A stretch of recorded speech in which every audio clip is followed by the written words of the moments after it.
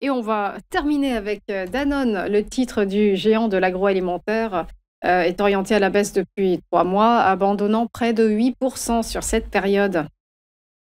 Alors, on a un graphique là qui date de l'automne de l'année dernière et on a été jusqu'au début de cette année à l'intérieur d'un range entre 61,90 € et 63,74 €.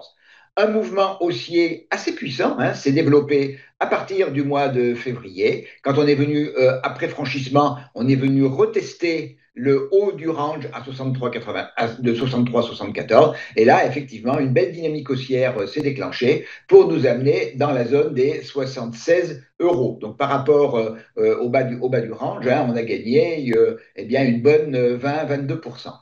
On a fait un premier sommet sur la zone des 75-56 avant, au mois de mai, de consolider sur la zone des 71,16 € avant que le marché ne reparte de manière dynamique pour refaire un nouveau sommet à 76,16 € et depuis, eh bien, on consolide, on repart à la baisse. Et c'est un mouvement de baisse qui est pour le moment relativement bien dynamique puisque la première moyenne mobile de suivi des mouvements, qui est la moyenne mobile exponentielle 13, est pour l'instant résistance au mouvement.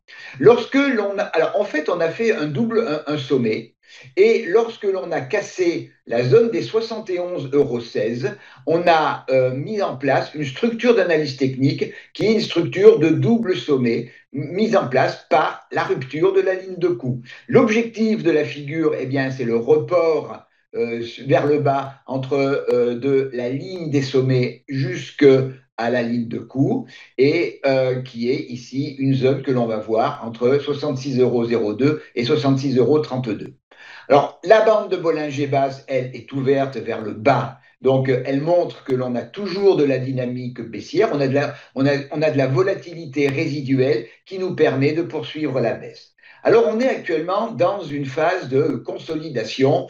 Alors, c'est pas, on n'a pas de drapeau comme dans le cas précédent, qui était juste un petit peu limite, mais qui était valable. Là, on considère que l'on a une consolidation à plat de notre mouvement baissier. Donc maintenant, toujours comme pour l'actif précédent, dans quelle direction va-t-on repartir? Première possibilité, la rupture de 67,36 €.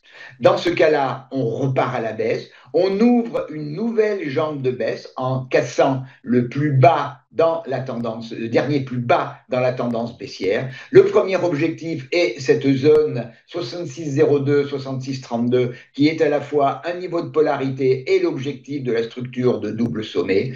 Puis, eh bien, on reviendrait dans le range entre 63,74 et 61,90 €. A contrario, si les cours repartaient vers le haut, il faudrait quand même franchir 70,34 €, c'est-à-dire le dernier plus haut dans la tendance baissière, pour invalider cette tendance baissière. Donc, jusqu'à toute progression jusqu'à 70,34 € ne serait qu'un rebond en tendance baissière. Le franchissement de 70,34 € nous ferait passer en tendance neutre et il faudrait franchir 72,38 € pour passer en tendance haussière.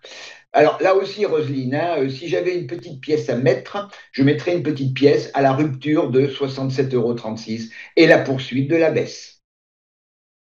Merci beaucoup, Daniel Cohen de Lara, pour votre décryptage et belle journée à vous. Bonne journée. À suivre le point bourse. À tout de suite.